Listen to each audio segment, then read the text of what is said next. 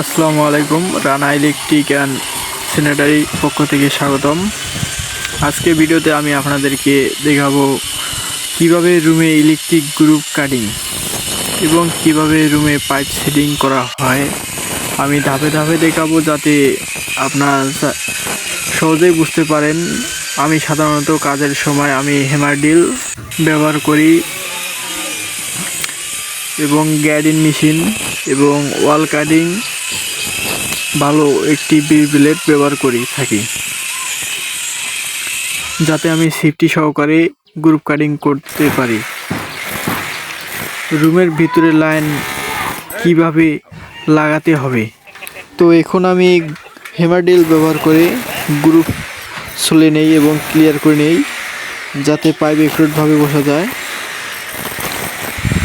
তবে এগুলো কাজ করতে গেলে যে লাইনগুলো দেওয়া লাগে সেটা নিজে থেকে দিতে চাবেন না, সেটা অবশ্যই মালিককে জিজ্ঞাসা করবেন যে আপনি একটি রুমে কয়টি বাল্বের লাইন এবং ফ্যান, এসি কোথায় কোথায় লাগাবেন, কোন লাইন কোথায় দিবেন এবং ফ্রিজের লাইন কোথায় দিবেন সেগুলো আগে জিজ্ঞাসা করবেন। জিজ্ঞাসা করার পর আপনি আপনার মতো দিয়ে দিবেন। প্রথম অবস্থায় যদি না পারেন চক দিয়ে দাগ দিবেন। তবে আমি অনেক দিন থেকে কাজ করি, তবে আমি এখন আর চক দিয়ে দেই না, দাগ দেই না। কোনো ধরনের পাইপ ব্যবহার করা যাবে। এখানে আমি 3-4 সাইজের পাইপ ব্যবহার করব এবং 3-4 এলবো এবং সার্কুলার বক্স, জনসন বক্স এবং কোন কোন গ্রুপে লাইট, ফ্যান বা অন্য যন্ত্রপাতি কিভাবে সংযুক্ত করতে হয় সবাই বিস্তারিত দেখানো হবে নেক্সট পরের ভিডিওতে। তবে আপনারা এই ভিডিওটি A to Z দেখুন।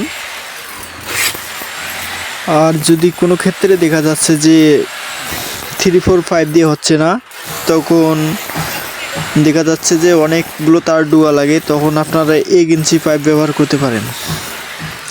তো আমি বিশেষভাবে বলি যে একটি রুমে কি আর তার যাবে, তাই আমি 3-4 সাইজের পাইপ ব্যবহার করি এবং গ্রুপ কাটতে সময় লাগে কম, তাই আমি 3-4 সাইজের পাইপ ব্যবহার করে থাকি। এরপরে যখন হ্যামার ড্রিল দিয়ে ফেলানো হবে A to Z, তারপরে আপনারা স্থিরভাবে ভালোভাবে পাইপ কেটে নেবেন, নেওয়ার পর ভালোভাবে লাগাবেন এবং অবশ্যই পাইপগুলোতে ক্লাম জয়েন দিবেন, ক্লাম লাগাবেন এবং বোর্ডগুলো ঠিকমতো বসাবেন। এবং আমার ভিডিও যদি ভালো লাগে চ্যানেলটি সাবস্ক্রাইব করে লাইক দিয়ে পাশে থাকুন। ধন্যবাদ। আবার নেক্সট ভিডিওতে দেখা হচ্ছে। আল্লাহ হাফেজ।